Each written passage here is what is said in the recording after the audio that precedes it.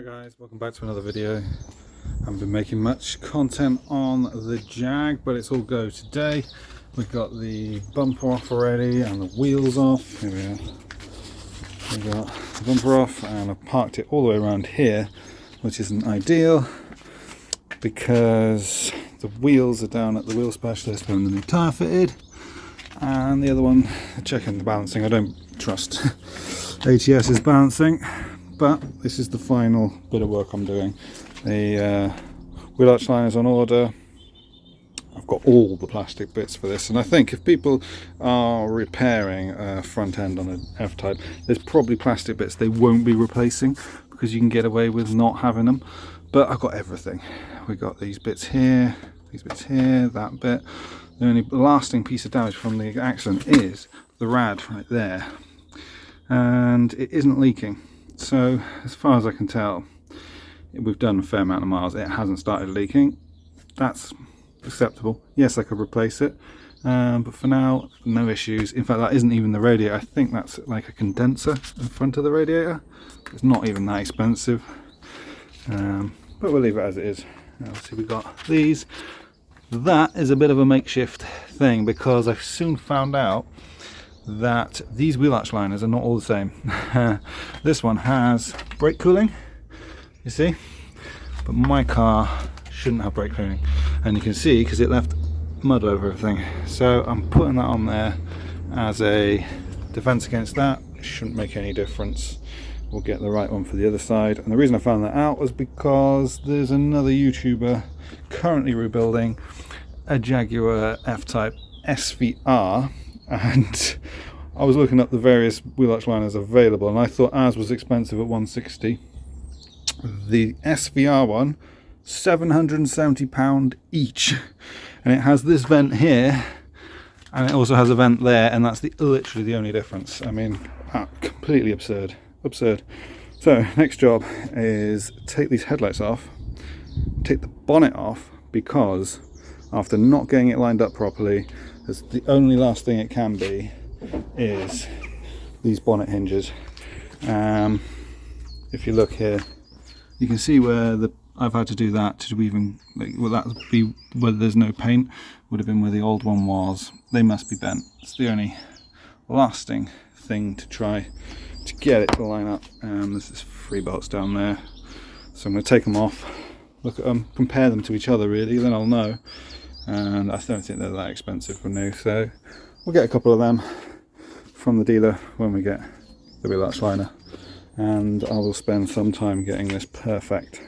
So I removed both of the bonnet hinges, so I'm going to be able to show you this, but what I can see is the passenger side is moving a lot freer than the driver's side. So this is the driver's side.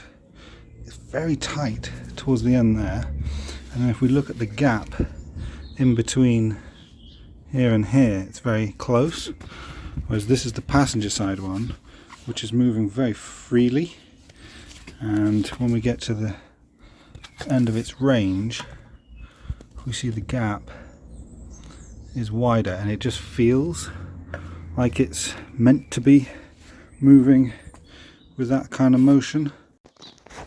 So the method I'm using to try and check it, how twisted or bent it is using a spirit level. And so as far as I can tell, that test has not been conclusive because they both look to be pretty equal. There's quite a bit of play in it. So for that reason, even if it was bent, surely the play would make up for it. Thought I'd bring you in here because anyone who's done this job before of replacing a bonnet will probably have experienced this. There's a lot of adjustment on this part of the hinge, and if we look just up here, you can see where the hinge meets the bonnet, the little gap there. Well, as this part is almost at its minimum, that piece needs to be flat against the bonnet. I think the problem I was having was it wasn't, and that was meaning that this part of the bonnet was too high when I matched these bolts to that bolt.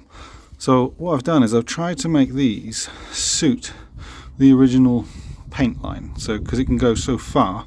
So in the general area of where it was when it came from the factory and was painted, and then get this piece to be flat against the bonnet. And then I wanted to match the opposite side. So again, match that to the paint, and then make sure that the hinge, so let's see, there it is flat against the bonnet, because what you'll find is it won't be. So therefore you have to tighten these bits up first and make sure that's fine, and then the gap here, very small. Not quite the same as the other side, but I think that's now close enough. And what else I've done is there's like these stoppers so that it keeps the bonnet at the same height all the way around. There's a couple down the front there. And then we'll start to tighten up these bolts. Alright, so the next job was to get these bolts here tightened up. We can see that the hinge is nowhere near the paint on this bumper, or this bonnet. I'm not completely concerned with that, because obviously it's come from a different car. It was chances are it was resprayed on the car by the looks of it, and then the other side seems to match up a little bit better, but that was how it was resting on the car in the right position. So now I'm going to fit these struts after tightening up at least one of the bolts, because the struts can push the bonnet into the wrong position. So now we're just going to test it, maybe adjust those a couple of times, and hopefully we should be closing properly. Next, in order to close the bonnet, this part here can be adjusted in and out with that bolt there, so that the close will be in the right spot. However, this piece can also be adjusted, and it can be adjusted a little bit more in many directions. You can see 2 bolts will move this to where you need it to be. And then once you've got the bonnet closing smoothly, it should just fall to a close. Then you have these adjusters here which can raise and lower to adjust the gap to the wing. There's also some adjustment on the wing with these bolts. However, you shouldn't need to touch that. If you do, make sure you've figured out these bits first, and that should have your bonnet fitting correctly. Next we'll see the headlights. So once the bonnet is sitting flush to the wings and to the door, and at the front looks really flat, you want to move on to the headlights. Now, you don't have much adjustment, or any adjustment, at this point here, but here you have 2 bolts there which can slide in and out and backwards and forwards when they're loose.